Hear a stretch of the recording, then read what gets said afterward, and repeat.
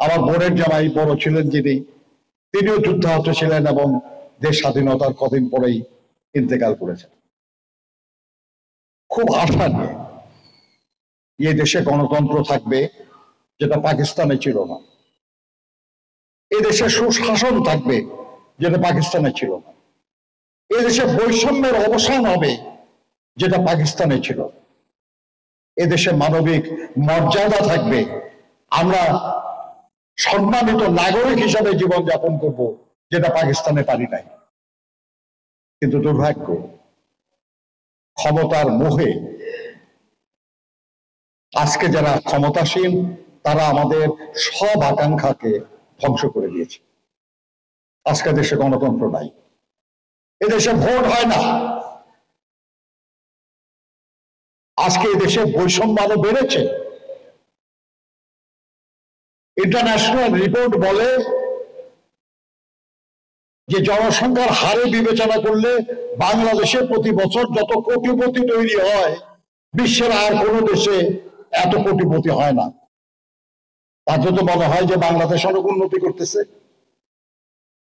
কিন্তু অন্য রিপোর্ট যেটা বলে সেটা হলো যে বাংলাদেশে প্রতি বছর যে পরিমাণ মানুষ দারিদ্র সীমার নিচে চলে যাচ্ছে এটাও সর্বোচ্চ। অর্থাৎ একদিকে কিছু মানুষ, হাতে গোনা কিছু মানুষ অনেক অনেক সম্পত্তির মালিক হয়ে যাচ্ছে, আর একদিকে হাজার হাজার লক্ষ লক্ষ কোটি কোটি মানুষ আরো দরিদ্র হয়ে যাচ্ছে, নিঃস্ব হয়ে যাচ্ছে। এরকম বৈষম্য বাড়ানোর জন্য তো আমরা স্বাধীনতার যুদ্ধ করি নাই।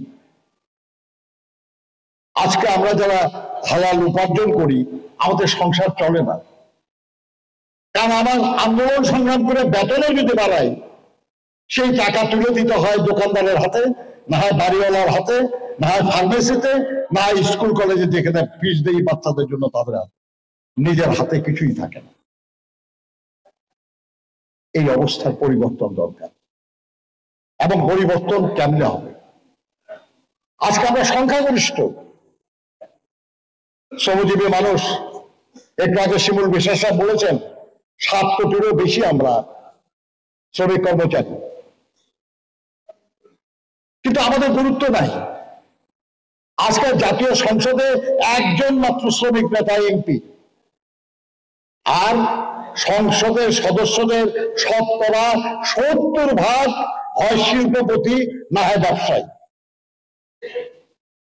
তার মানে 300-র মধ্যে 210 জন, একজন আর 210 জন। 80% সংসদ সদস্য কোটিপতি। আপনি আমি শ্রমজীবী মানুষ 2000-4000 টাকা বেতন বাড়ানোর জন্য আন্দোলন সংগ্রাম করে চলেছি, আর তারা সবাই কোটিপতি। এই অবস্থা চলতে থাকলে এই সংসদ বা এই সরকারের কাছ থেকে কোনো সুবিধা পাওয়ার কোনো আশা আছে? হবে কিছু না আমাদের। কেন এরকম লোকরা সব সংসদ সদস্য হয়ে যাচ্ছে? কারণ তাদের আমাদের ভোটের দরকার হয় না।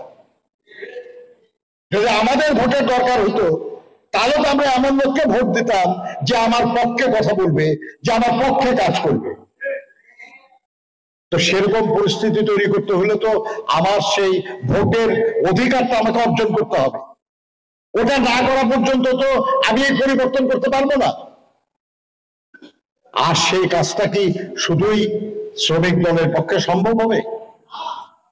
আরো শ্রমিকদের ঐক্যবদ্ধ করা লাগবে, এবং রাজনৈতিক দলগুলি যারা আমার এই অধিকার ফিরিয়ে দিতে চায় তাদেরকে শক্তিশালী করতে হবে, তাদেরকে সহযোগিতা করতে হবে, এবং এই লড়াই করে আমাদেরকে বিজয়ী হতে হবে।